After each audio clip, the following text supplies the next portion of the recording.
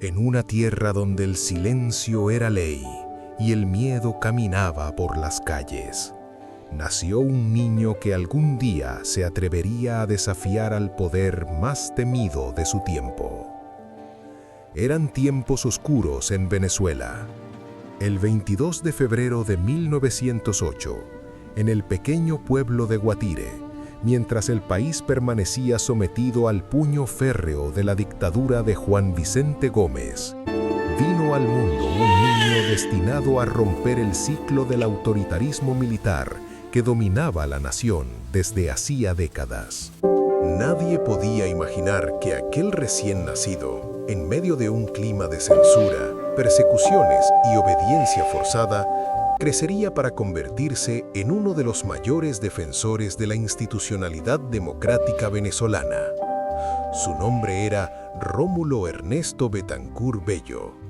Su madre, Virginia Bello, mirando a su esposo, le dijo: Luis, este niño tiene una mirada distinta, parece que estuviera pensando demasiado para su edad.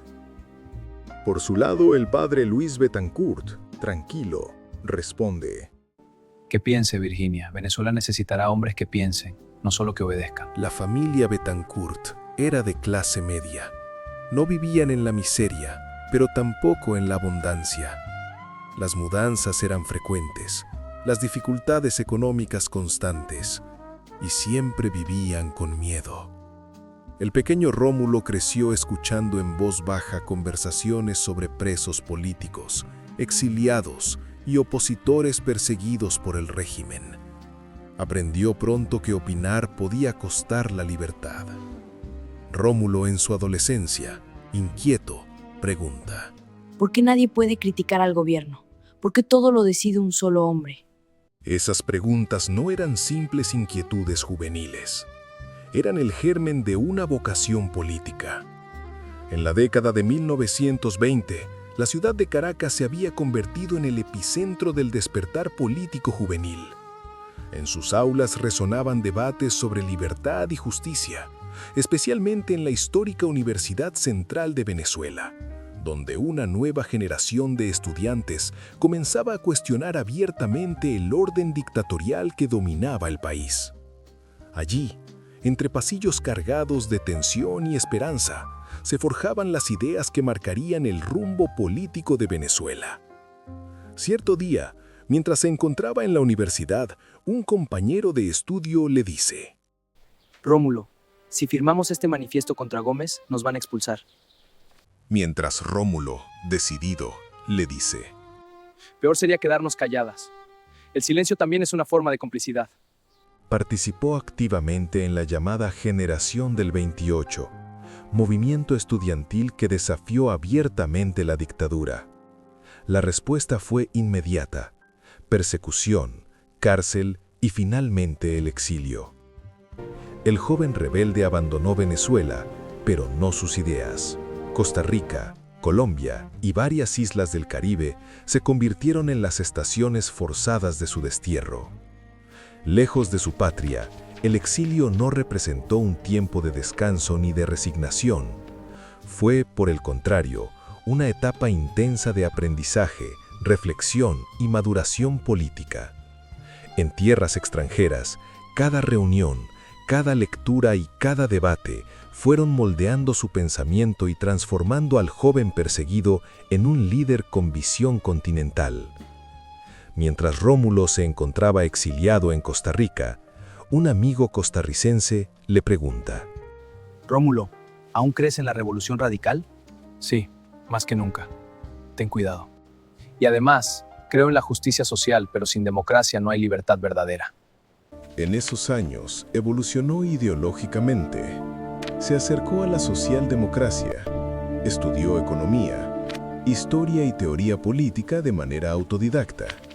No terminó formalmente una carrera universitaria, pero se convirtió en un intelectual disciplinado. Más tarde, en medio de aquella vida errante marcada por reuniones clandestinas, cartas cifradas y vigilancias constantes, el destino le ofreció un refugio inesperado: el amor. Fue entonces cuando Rómulo Betancourt conoció a Carmen Valverde. No fue un encuentro común. No había promesas de estabilidad ni certezas de futuro. Solo ideales, riesgos y una causa que lo absorbía por completo. Carmen Valverde, con mezcla de amor y preocupación, le pregunta: Rómulo, dime la verdad. ¿Estás seguro de que esta vida de persecuciones, de huidas y peligros es la que quieres? Él guardó silencio por un instante. No era una pregunta ligera. Era la pregunta que definía su destino. Betancourt, con firmeza serena, le responde: No la quiero para mí, la acepto por Venezuela. Aquellas palabras no eran una consigna política, eran una confesión íntima. Carmen entendió que no se había enamorado solo de un hombre, sino de una causa. Se casaron y comenzaron a construir un hogar que no siempre tuvo paredes fijas ni dirección permanente.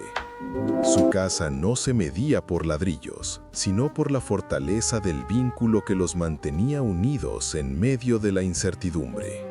A veces fue un pequeño apartamento prestado, otras una habitación provisional en tierra extranjera, pero donde estuvieran juntos, allí intentaban sembrar estabilidad, aun cuando el mundo a su alrededor estuviera marcado por la vigilancia, el exilio y la inestabilidad política. Tuvieron varios hijos, los cuales crecieron entre maletas listas, mudanzas apresuradas y despedidas en puertos y aeropuertos. Aprendieron temprano que su apellido llevaba consigo esperanza, pero también peligro. Un día, uno de su hijo pequeño, aferrado a su mano en un muelle extranjero, le pregunta: Papá, ¿cuándo volveremos a casa? Cuando Venezuela vuelva a ser libre, hijo. No era solo una promesa a su hijo, era un juramento personal, porque para él, el regreso no dependía del calendario, sino de la conquista de la democracia. En los años 40, fue uno de los fundadores de Acción Democrática, partido que buscaba integrar a las mayorías populares al sistema político. Un día, un militante político le dice esto: Rómulo, queremos voto universal, reformas sociales, educación para todos. Mientras, por su parte, Betancourt dice: Y lo tendremos, pero debemos organizarnos. Sin partido no hay transformación duradera.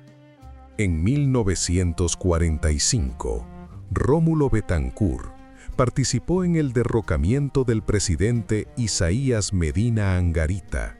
Luego asumió la presidencia de la Junta Revolucionaria. Uno de esos días, Betancourt, en discurso, anunció: Venezuela necesita elecciones libres. El pueblo debe elegir a sus gobernantes. Pero la estabilidad fue efímera, casi frágil como cristal. Apenas comenzaba a consolidarse el experimento democrático, cuando en 1948, un nuevo golpe militar irrumpió violentamente en la vida institucional del país. Los sueños de continuidad constitucional se quebraron de golpe, y Venezuela volvió a quedar bajo el dominio de las botas y los sables. Aquel quiebre abrió el camino a una etapa de autoritarismo que terminaría consolidándose bajo el mandato de Marcos Pérez Jiménez, símbolo de un régimen que priorizó el control y la fuerza sobre la libertad política. Y para Rómulo Betancourt, la historia parecía repetirse con amarga ironía.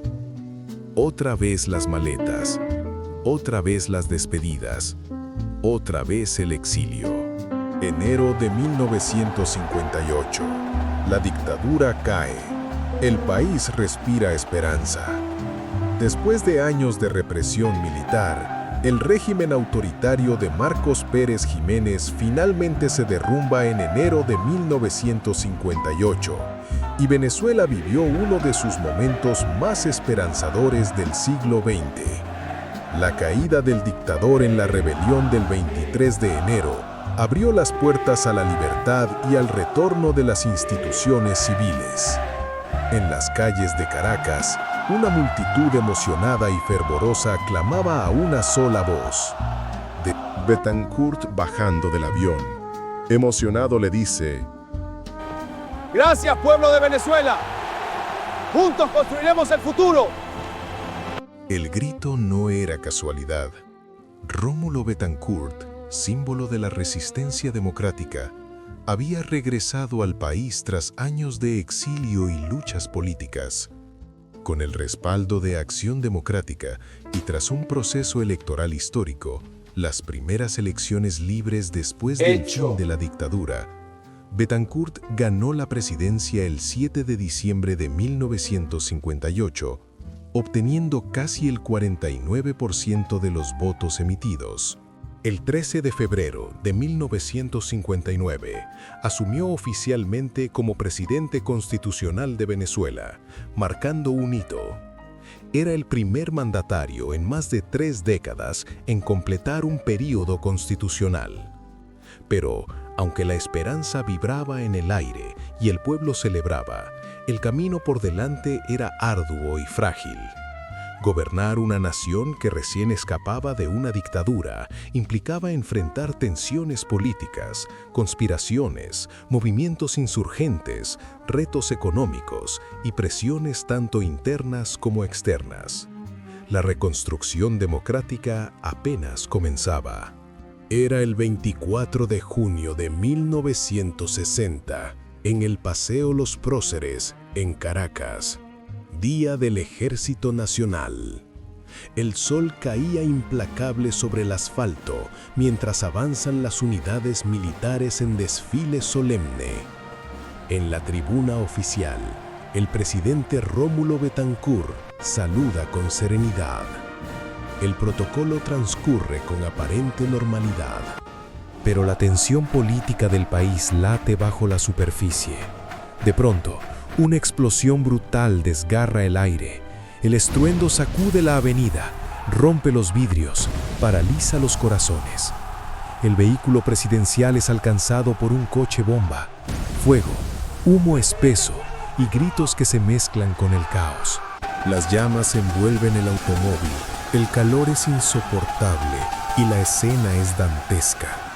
Minutos después, entre sirenas y desesperación, el mandatario es trasladado de urgencia.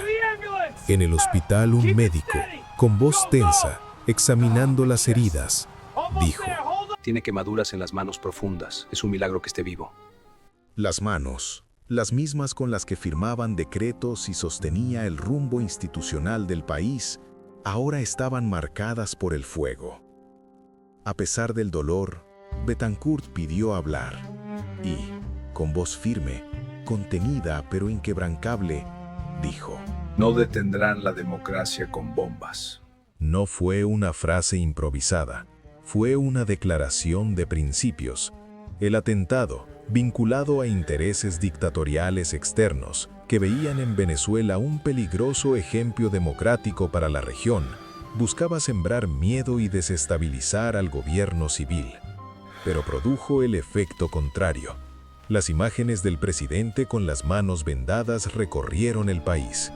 Aquellas vendas blancas se transformaron en un símbolo poderoso.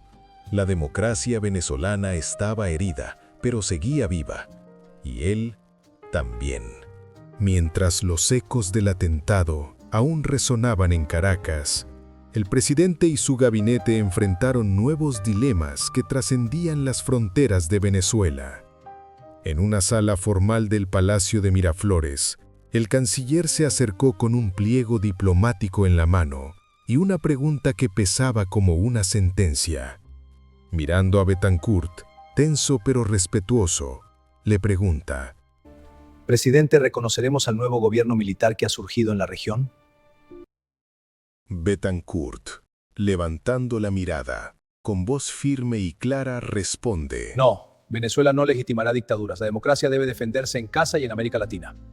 Así nació lo que la historia llamaría la Doctrina Betancourt, una política que establecía que Venezuela no reconocería gobiernos surgidos de golpes militares o sin procesos democráticos genuinos, y que cortaría o suspendería relaciones diplomáticas con aquellos regímenes que no respetaran la voluntad popular. Durante su gobierno, esa doctrina impulsó una postura internacional poco convencional para la época: denunciar, aislar y confrontar a dictadores y gobiernos de facto, incluso si eso significaba poner a Venezuela en minoría en los foros internacionales.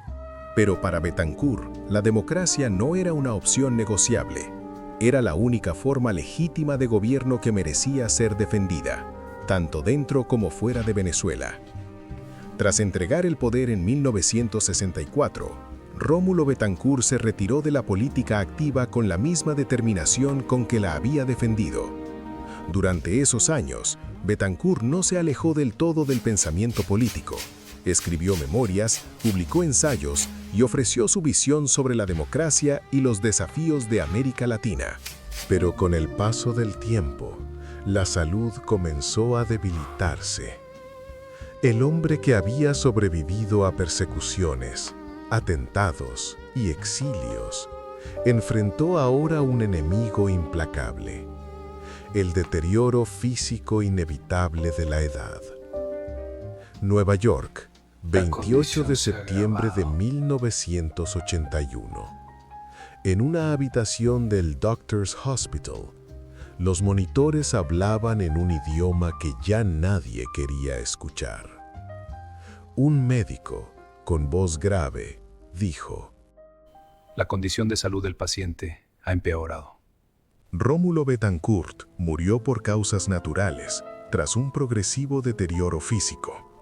Sus restos regresaron a Venezuela. Fue velado en la sede de su partido y una multitud se congregó para despedirlo. Su féretro fue llevado en hombros desde el centro de Caracas hasta el Cementerio del Este en La Guairita, un trayecto que simbolizó el respeto y la gratitud de muchos venezolanos hacia quien había sido llamado padre de la democracia en su país. Entre los asistentes al funeral, un ciudadano común se abrió paso entre la multitud y con voz humilde pero firme, pronunció palabras que muchos compartían.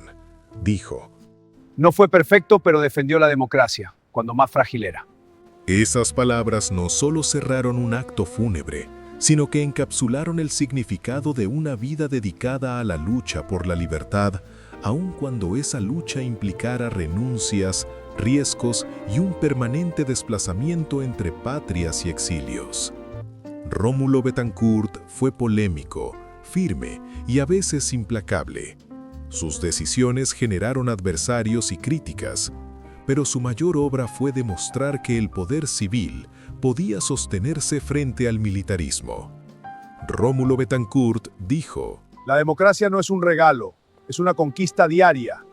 La historia de Rómulo Betancourt no es solo la historia de un presidente. Es la historia de un país que, tras décadas de sombras, aprendía a caminar bajo la luz incierta, pero esperanzadora de la democracia.